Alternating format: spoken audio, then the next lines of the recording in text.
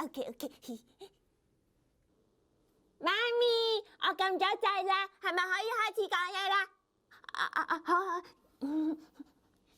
大家好，我叫多多，今年5歲，今日我想同大家分享。家姐，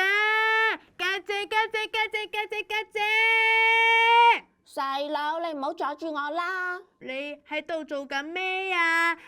你快啲同我一齊玩啦！我拍緊一個短片啊，同小朋友分享我喺學校見牙醫嘅經過啊！哦，老師話下星期都有牙醫哥哥姐姐嚟學校幫我哋做檢查啊！家姐啊，點解你同其他人分享都唔同我分享啊？我都係第一次睇牙啫嘛。咁你都唔問我嘅，我又點知你想知喎？咁細佬仔，你想知咩啊？牙醫哥哥姐姐嗰日會同我哋做啲咩㗎？係咪會同我哋一齊玩啊？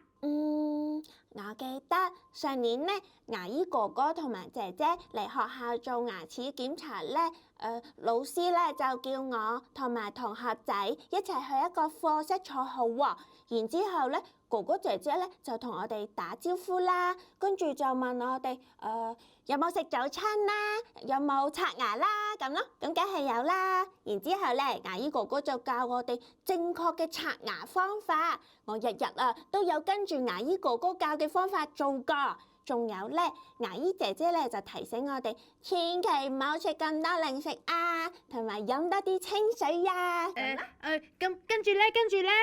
跟住我同同學仔呢就逐個輪流等嗌名，然之後擘大個口俾牙醫哥哥做檢查噶。牙醫哥哥會檢查幾耐㗎？擘大個口好攰㗎喎！如果我忍唔住合埋個口，咬到牙醫哥哥，咁點算啊？放心啦，細佬，個檢查好快㗎咋。哥哥姐姐呢數下我哋有幾多隻牙仔，好快就數完㗎啦。仲有啊，牙醫哥哥讚我啲牙齒好乾淨啊！咁唔知到時牙醫哥哥會唔會讚我呢？你下個禮拜咪知啦。哎呀，掛住同你講，我都唔記得自己錄影緊㗎。我而家要重新嚟過啦。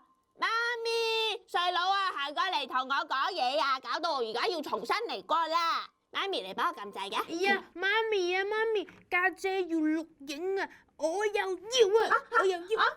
唔得，冇啦，家姐啊，我又要錄影啊，一齊錄影啦！